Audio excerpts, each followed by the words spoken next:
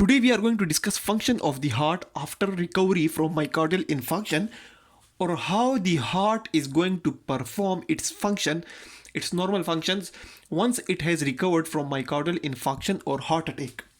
Now, in our last lecture, we discussed the different stages of recovery, that how the heart basically recovers from myocardial infarction, and we also discussed that what is the importance or how the rest basically increases the speed of recovery from myocardial infarction. Now, once the heart has recovered, now how it is going to perform its normal function after recovery.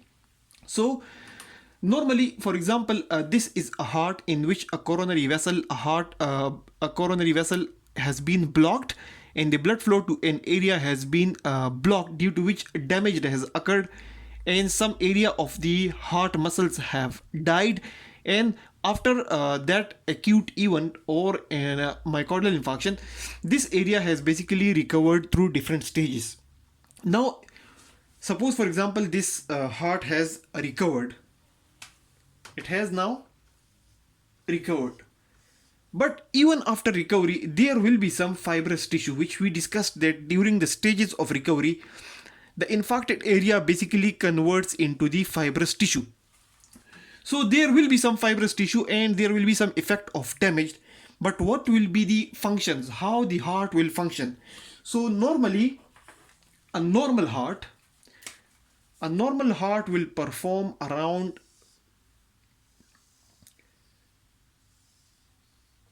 300 to 400 times, 300 to 400% above its normal level. For example, this is the normal level. This is the normal level, or 100%. And this level is basically the requirement above the baseline. Suppose for example this is the baseline, and the normal heart can pump it up to this level. Or for example, this is the requirement of a human body normally.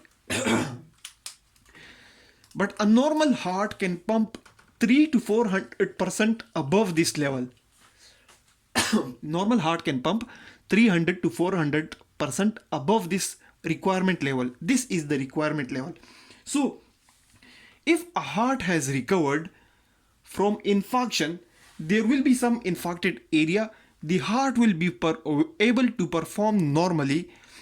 Its pumping capacity may not be 300 or 400% above its normal level or above the requirement level.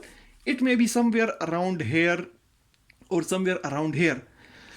And even if the damaged area is so much large that even if the heart function, the normal heart function decreases to this level or 100% level, even then the person will be able to perform the normal activities of life. So if this is basically the reserve portion. At this level, this is the normal requirement of the human body. A heart should be able to perform this much, 100%. And at 100%, the heart will basically be able to meet all the requirements.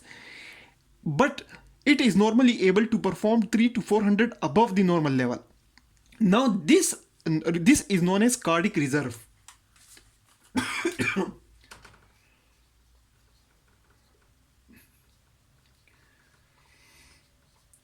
So after damage, once the heart has recovered, even if its pumping power has decreased by 300 to 400%, even then the patient will be able to do his routine activities.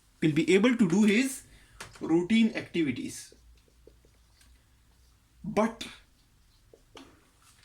will not be able to do exertion. So the function of the heart after recovery from infarction depends upon the level of damage. But if the damage is so much high that it has damaged 300 to 400 pumping capability of the heart, even then the patient will be able to perform the normal daily activities of life.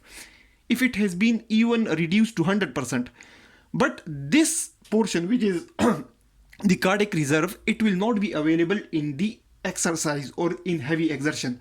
So to summarize, a patient who has recovered from the myocardial infarction will be able to perform his normal activities of life that requires 100% pumping capability of the heart, but will not be able to increase the pumping capacity or the cardiac reserve above that point, depending upon the level of damage. So with small damage, the cardiac reserve may be reduced to this level, or this level, or this level, or this level, depending upon the level of damage. So that's all about the function of the heart after recovery from myocardial infarction.